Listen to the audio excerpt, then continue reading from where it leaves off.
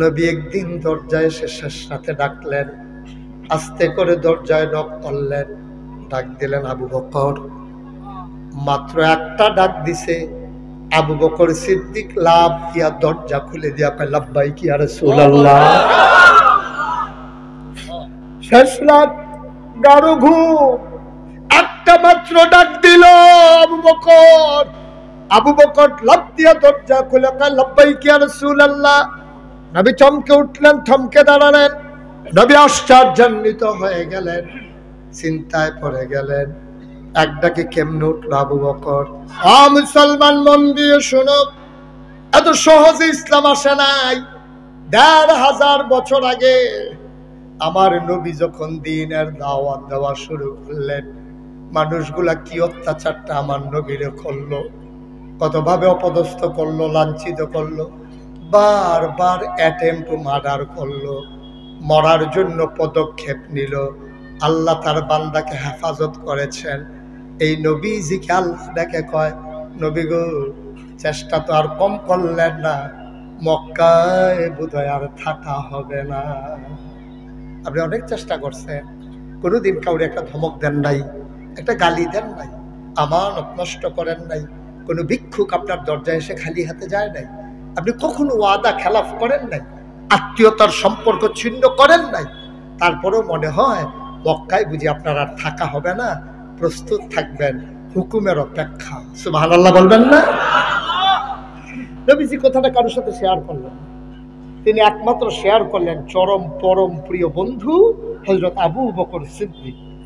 নবীজি একদিন রাদিয়াল্লাহু তাআলা আনহু, নবীর নাম শুনলে পড়তে হয় সাল্লাল্লাহু, সাহাবাদের নাম শুনলে পড়তে হয় রাদিয়াল্লাহু তাআলা, আর আল্লাহর বড় বুজুর্গ ব্যক্তিদের সবাই পড়তে হবে রাহমাতুল্লাহি। মনে থাকবে ইনশাআল্লাহ? আমিন কর। নবী কথা মনে আছে? নবীজি একদিন কয়, নবী যারা, তারা আল্লাহ ছাড়া কাউরে বন্ধু বানানো নিষেধ। তাদের একমাত্র বন্ধুকে কথা বলেন। আপনি কি মন খারাপ? শিখাই দেখেন কীর্তন আল্লাহরা বড় সাইডা দিবেন না আল্লাহ। নবীদের বন্ধুকে এতক্ষণে অরিজিনালটা বার হইতে আছে। আল্লাহ, আল্লাহ হলো নবীদের বন্ধু। নবীদের অন্য কাউকে বন্ধু বানানো নিষেধ।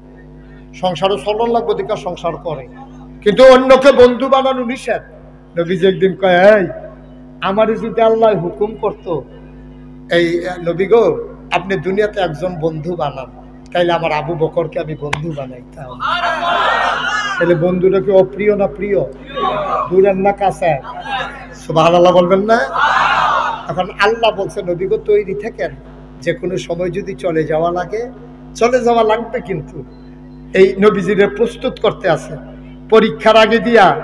এখন যেহেতু সামনে পরীক্ষা আসতে আছে, নবীজি থাকতে পারবে না মক্কায়, তো একটা কঠিন পরীক্ষা। এই সহজ পরীক্ষা না কঠিন পরীক্ষা? আমরা কি সবাই রেডি? রেডি? পরীক্ষা কিন্তু এখন শুরু হইব, কাফাকাফি বন্ধ, সবাই ভালো করে বন, আরাম করে বন, পরীক্ষা শুরু হইতে আছে। আল্লাহর নবী ডাক দেয়া কয়, আবু বকর, ও আবু বকর, তৈরি থাকো, যে কোনো সময় হয়তো হুকুম আসবে, চলে যাব। আবু বকর বাড়িতে আর গেলেন না, চলে গেলেন বাজারে। বাজারে গিয়া দুইটা ওট কিনলেন। ওট কিনা দুইটা ইহুদির বাড়িতে গেলেন, গিয়া বললেন, টাকা দেব মাসে মাস, এই ওট দুটা সুন্দর করে লালন পালন করো। ইহুদি ওট লালন পালন করতেছে, আর আবু বকর সিদ্দিক অপেক্ষায় আছে চূড়ান্ত ফায়সালা কোন দিন আসবে, হেলিকপ্টার রেডি কিনা, 5ই আগস্ট কবে আসবে, হেলিকপ্টার রেডি কিনা, চূড়ান্ত ডাক যখন আসবে আর তো থাকা যাবে না। এখন আবু বকর সিদ্দিক রাতের বেলা দরজার ভিতরে হেলান দিয়া দাঁড়াই থাকে। সুবহানাল্লাহ কয় না? হেলান দিয়া দাঁড়াই থাকে দরজার ভিতরে। আবু বকর সিদ্দিক হেলান দিয়া দাঁড়াই রইছে। ওনার স্ত্রী ডাক দেয়া কয়, আপনি কি ঘুমাবেন না? এমন করে দাঁড়াই থাকলে তো আপনি মরে যাবেন, অসুস্থ হয়ে যাবেন। আবু বকর সিদ্দিক ডাক দেয়া কয়, বিবি গো, নবী বলেছেন রেডি থাকার জন্য, আমি তো শুয়ে গেলে পারি, বিছানায় শুইলে ঘাড় ঘুম হয়ে যাবে, বারবার ডাকাডাকি করা লাগবে। একবারের বেশি নবী ডাক দে, এটা আমার বরদাস্ত হয় না। এই জন্য আমি দরজায় দাঁড়িয়ে আছি, ডাকটা দিতে দেরি, জবাব দিতে যেন দেরি না হয়।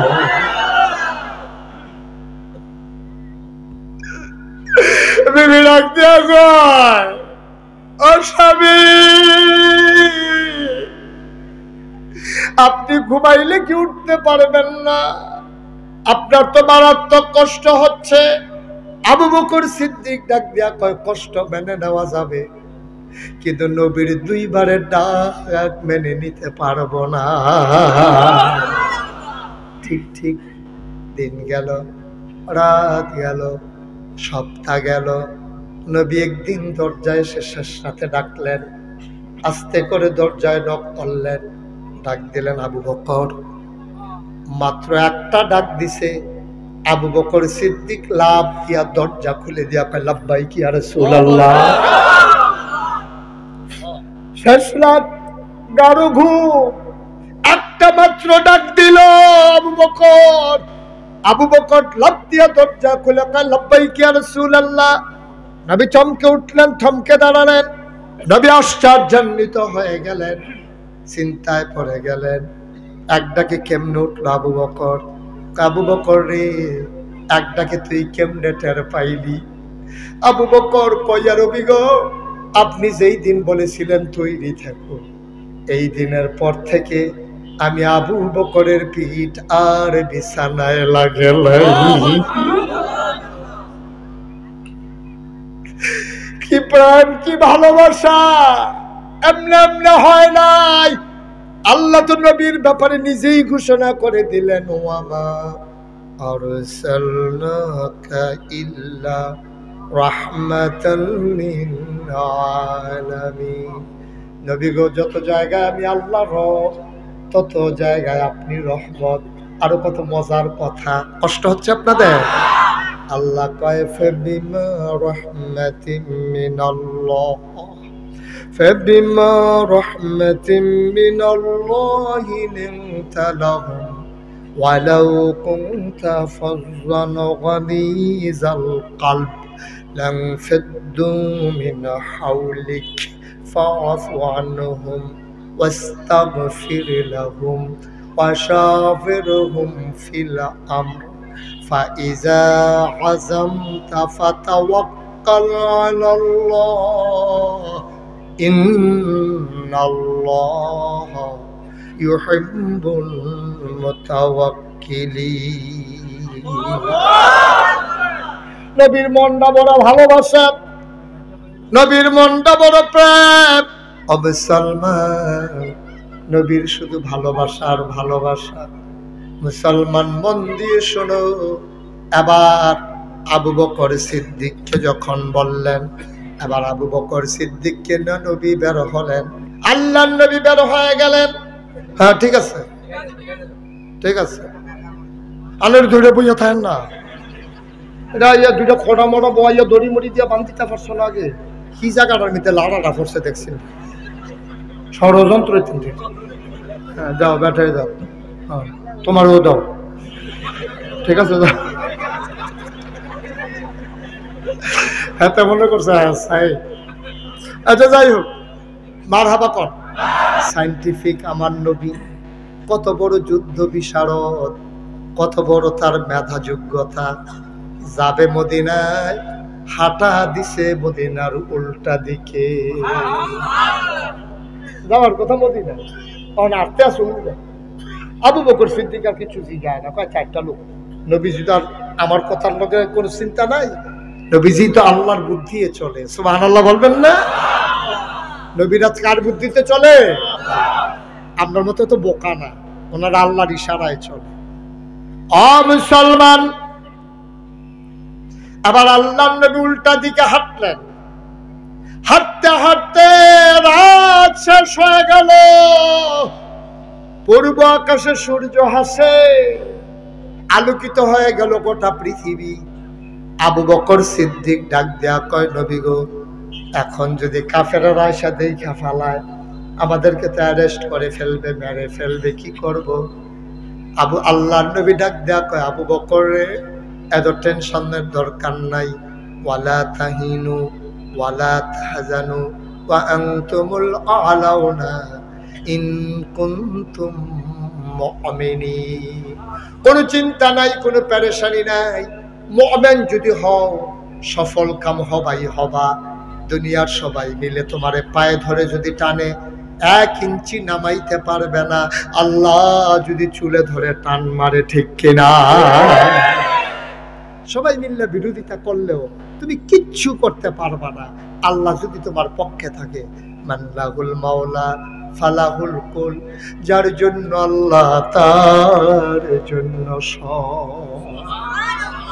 তিনি আমার রব, তিনি আমার সব। আবার নবীজি যখন সকাল হয়ে গেল, আবু বকর সিদ্দিক ডাক দেয়া কই, ইয়া রাসূলুল্লাহ, ধরা তো পড়ে যাব, এখন কি করব? দেখো তো পাহাড়ে কোনো গুহা খুঁজে পাও নাকি? আবু বকর সিদ্দিক গিয়া দেখে সাউর গুহা। কি সুন্দর গুহার মুখ। আবু বকর সিদ্দিক মনে করলেন ঢুকে যাই। আবু বকর সিদ্দিক দাঁড়িয়ে আছেন, ডাক দিয়া কয়, নবী গো, গুহা পাওয়া গেছে। নবী বললেন, তুমি দাঁড়াও, আমি একটু ভেতরে যাই। আবু বকর কয়, না, আপনি যাবেন না, গুহায় ঢুকবো আগে আমি। আল্লাহর নবী কয়, কেন? আমি গেলে সমস্যা কি? কয়, গুহার ভিতরে সাপ থাকতে পারে, বিচ্ছু থাকতে পারে। ও নবী, আপনি যদি ঢুকেন, সাপ যদি আপনারে কামড়ে দেয়, আইলে তো আপনার ক্ষতি হয়ে যাবে। নবী মুচকি হেসে কয়, তোমার ক্ষতি হবে না, আমারে কামড়াবে। তোমারে কি সাপ দেখলে কামড়াবে না? তো তুমি গেলেও তো ক্ষতি হবে, আমি গেলে সমস্যা কি? আবু বকর আর চোখের পানি আটকে রাখতে পারলেন না। চোখের পানি আর আটকে রাখতে পারলেন না। আবু বকর ডাক দিয়া কই, নবী গো, আমি যদি গর্তে যাই, ওই গুহার ভিতরে যাই, সাপ যদি আমারে কামড়ায়, কোনো সমস্যা নাই। আমার মতো 100 আবু বকর মরে গেলে ইসলামের কিচ্ছু হবে না। আপনি নবীর কিছু হয়ে গেলে ইসলাম থাকবে না।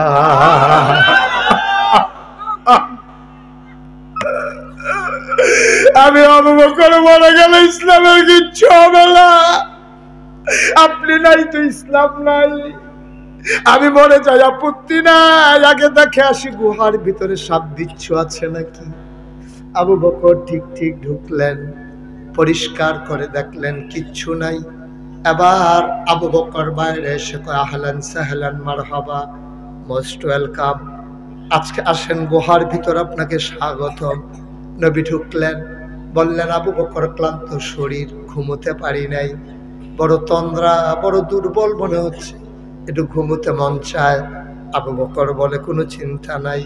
আবু বকর আসন পেতে বসলেন, আল্লাহর নবী কুলের ভিতরে মাথা রাখলেন। আবু বকর আলতো করে কপালে টিপে দেয়, চুলের ভিতরে বিলি কেটে দেয়। আনন্দে নবী ঘুমিয়ে পড়েছেন। আবু বকর তাকায়া দেখে পুরাটো গুহার ভিতরে ছোট্ট ছোট্ট ছিদ্র দেখা যায়। যখন নবী ঘুমিয়ে পড়েছেন, আবু বকর তাকায়া দেখে ওই ছোট্ট ছিদ্র দিয়া সাপের জিহ্বা দেখা যায়। সাপ এরকম জিহ্বা নড়াচড়া করে। তিনি ভয় পেয়ে গেলেন, কর্তব্য বিমূঢ়, এখন কি করা যায়? আবার আবু বকর সিদ্দিকের মাথায় একটা পাগড়ি ছিল, তিনি পাগড়িটারে টুকরা টুকরা করলেন, সবগুলা সাপের গর্ত বন্ধ করলেন। সুবহানাল্লাহ কয় না? কাপড়ের টুকরা শেষ, গর্ত রয়ে গেছে বাকি একটা পায়রা।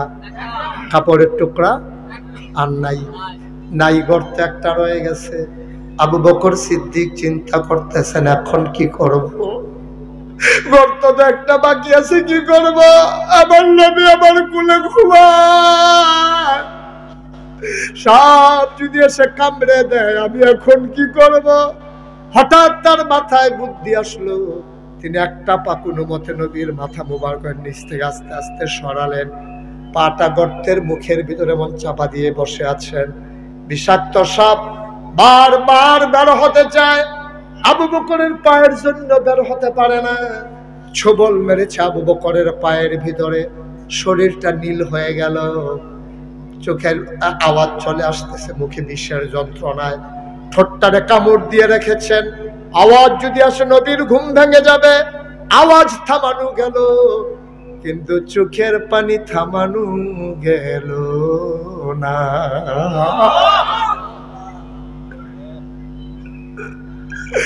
অনেক কষ্ট করে আওয়াজ থামাইলেন, চোখের পানি আর থামাইতে পারলেন না। নবীর প্রেম কারে কয়, আশেকে রাসূল কারে কয় বুঝে যাও। আমরা যে আশেকে রাসূলের নামে তামাশা করি, এটার নাম আশেকে রাসূল না, ঠিক কিনা? আমরা মনে করি 12ই রবিউল আউয়াল আসলে একটা মিছিল করলাম, সবাই মিলে জিলাপি খাইলাম, জশ্নে জুলুস করলাম, এটাই বোধহয় নবীর প্রেম শেষ। না না না না, নবী একদিনের জন্য আসেন নাই, এক সপ্তাহের জন্য আসেন নাই, এক মাসের জন্য নবী আসেন নাই, এক বছরের জন্য নবী আসেন নাই, কিয়ামত পর্যন্ত আমার নবী সবার নবী, ঠিক কিনা? কেন একটা দিনের সাথে আটকে ফেলতে চাও? কেন একটা ক্ষণের সাথে আটকে ফেলতে চাও? আশেকে রাসূল কারে কয় শুনো, আবু বকরের গাল বেয়ে বেয়ে টপ টপ করে পানি পড়তেছে, থামাইতে পারে না, চোখ কন্ট্রোলে নাই, আওয়াজটারে কন্ট্রোল করছে দাঁত দিয়ে, ঠোঁট কামড় দিয়া, চোখে আর থামাইতে পারে না, হাতও নাড়তে পারে না। নবীর যদি ঘুম ভেঙে যায়, টপ টপ দুইটা গরম ফোঁটা চোখের পানি নবীর গালের ভেতরে পড়ে গেল, নবীর গাল মোবারকে পড়ে গেল। নবী লাফ দিয়ে উঠলেন, দেখে আবু বকরের শরীরটা নীল হয়ে আছে, গাল বেয়ে বেয়ে পানি পড়তেছে। নবীজি দেখো আবু বকরে, ও আবু বকর, ইসলামের জন্য তুই কি না করছস রে আবু বকর, তুই কি না করছস? শেষ পর্যন্ত বাড়ি ছাড়লি, বিবি ছাড়লি, সন্তান ছাড়লি, মক্কার ব্যবসা ছেড়ে দিলি, খেজুরের বাগান গুলো ছেড়ে দিলি, নিশ্চয়ই তোর মন খারাপ, বাড়ির কথা মনে পড়ছে। নবীজি মুস্কি হেসে জিজ্ঞেস করে, আবু বকর কান্দোস কেন, বাড়ির কথা মনে পড়ছে নাকি? আবু বকর ডাক দিয়া কই, নবী গো আপনি এটা একটা কথা বললেন, 3 দিনের না খাওয়া বাচ্চা ওয়া ওয়া করে কান্দে, আপনার একটা নজর দেখলে ওই বাচ্চার খাবারের কথা আর মনে থাকে না।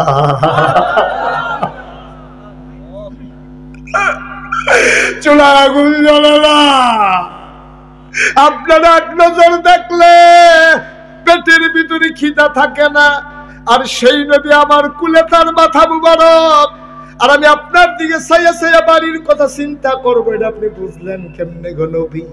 আমি কি এই আবু বকর, বাড়ি দিয়ে আমি কি করব? আমার কোলে আমার নবী আর আমার আল্লাহ আছে আমার সাথে, আমার কি আর কোনো চিন্তা আছে নাকি? আল্লাহর নবী কান্দোস করে, আবু বকর ছোট বাচ্চাদের কথা মনে পড়ছে নাকি? আবু বকর কয়, না ইয়া রাসূলুল্লাহ, কারো কথা মনে পড়ে নাই, মনে করেছিলাম বলবো না, কেন কান্না করি, কিন্তু আপনি বারবার যেমন করে বলতেছেন, না বলে উপায় নাই। নবী, নবী গো, ও নবী, আমি বলে মনে করেছিলাম বলবো না, কেন কান্দি শুনেন শুনেন, আমার কান্নার অন্য কোনো কারণ নাই, সব আমার মায়ের পায়ে ছুবল মেরেছে। আল্লাহ নবীকে আগে বলবি না, ডাকলি না কেন আমারে? আমি আবু বকর আপনারে ডাইকা ঘুম ভাঙাবো, আমি কি সেই আবু বকর নাকি? কয় দেখি কোথায় কামড়ে দিয়েছে। আবু বকর পা দেখালেন, এই জায়গায় সুবল মেরেছে। নবীজি একটু লালা মুবারক আঙ্গুলের মাথায় নিয়ে সাপের কামড়ের জায়গায় লাগাই দিলেন। আবু বকর কয়, পৃথিবীর মানুষ তোমরা সবাই সাক্ষী থাকো, যতদিন আমি বেঁচে ছিলাম, ওই আর আগে সাপ কামড় দেওয়ার আগে এবং কামড়ের পরে নবী যে লালা মুবারক লাগাই দিছিল, আমার এই পাটা এত আরাম পাইছিল, সাপের কামড়ের আগে, কামড়ের পরে, লালা লাগানোর পরে যেই আরামটা আমি পাইছিলাম, কোনোদিন আমার পা এই আরাম আর পায় না। তাজপুরের মুসলমান 33 বছর মুশতাক ফয়েজি মাহফিল করে, তোমাদের এলাকায় আর আশা হয়ে ওঠেনি, আর কোনোদিন আসবো কিনা জানি না। মনে রাইখো আমি এসেছিলাম, মনে রাইখো কথা কয়টা বলে গেলাম। মাহফিলে কদম দিলে আমি মাহফিলের ওজন বুঝি, 33 বছর আমার একটা অভিজ্ঞতা হয়েছে। আজকে তাজপুরের মাহফিলে কদম দিয়া আমার মনটা সাক্ষী দিয়েছে, তোমাদের মাহফিল আমার আল্লাহ কবুল করে নিয়েছে। সব মাহফিল এক মাহফিল মনে কইর না, সব দোয়া এক দোয়া মনে কইর না। মন সাক্ষী দিয়েছে তোমাদের মাহফিল কবুল। এই কবুল হওয়া মাহফিলটাতে একজনও নড়বা না, সবাই মিলে মায়ের জন্য দোয়া করব, বাবার জন্য দোয়া করব। তুমি তো মা বুঝো নাই, বাপ চিনো নাই। তুমি যখন মাহফিলে আসছো, চতুর্পাশ দিয়া ফেরেশতারা দাঁড়িয়ে আছে, সুবহানাল্লাহ কয় না? তোমার মা তোমার আব্বা কবরে নাই, মাহফিলের চতুর্দিক দিয়া দৌড়াইতেছে। ফেরেশতারা কয় কি গো তুমি এমনি দৌড়াও কেন? কয় নাগাইশের কুমিল্লার পীর সাহেব হুজুর আসছে, আমার ছেলেও মাহফিলে গেছে, আমি দৌড়াই, আমার ছেলে দোয়া করবে, আমি দোয়া নিয়ে গিয়া দেখতে চাই আমার কবর জান্নাত হইছে নি। আমারে তারাই দিও না, আমার কবরে ধাউ ধাউ আগুন। ও তাজপুরের ভাইয়ারা, পার্শ্ববর্তী এলাকার বাবারা, যদি আর কোনোদিন না আসি, কোনোদিন যদি আর না ডাকি, সবাই মিলে আজকে দোয়া করব, এমন একটা জিন্দেগি করে বাড়িতে যাব যেদিন ইন্তেকাল হয়ে যাবে, কাফন পরিয়ে যখন দাফন করে দেবে মাটির কবরে, এমন একটা জিন্দেগি করবা সবাই দেখুক মাটির কবর। তুমি যেন কবরে গিয়ে দেখো মাটির কবর মাটি নাই, মাটির কবর জান্নাতের টুকরা হয়ে গেছে। এমন একটা জিন্দেগি আমরা চাই নাকি চাই না? ভাই, এই যে যুবক, নট অ্যালাউড, ইংরেজি পর্যন্ত না, মানে বাড়িতেন পারতেন না, কাজ আছে বাড়িতে এমনি ঘুমায়, এই রুমও কতক্ষণ, এই রুমও কতক্ষণ, বা ফিলতে হেন কতক্ষণ, হ্যাঁ হে সিফা দিয়া বইতা মার হাবা কয় না, জোরে কয় না, আর জোরে। আব্বা আম্মার জন্য দোয়ার দরকার আছে নাকি নাই? এই প্যান্ডেলটার ভিতরে আমি জানি না কার আব্বা নাই, আমি জানি না কার আম্মা নাই, একটা লোক লাভ দিয়ে দাঁড়াবা, হুজুর দোয়া চাই আব্বা আম্মার কবর যেন জান্নাত হয়ে যায়। বাবার রেখে যাওয়া জমিন চাষ করে খাই, বাবার উঠানো ঘরে ঘুমাই, হুজুর দোয়া করে দেন বাবার কবরটা যেন জান্নাত হয়ে যায়।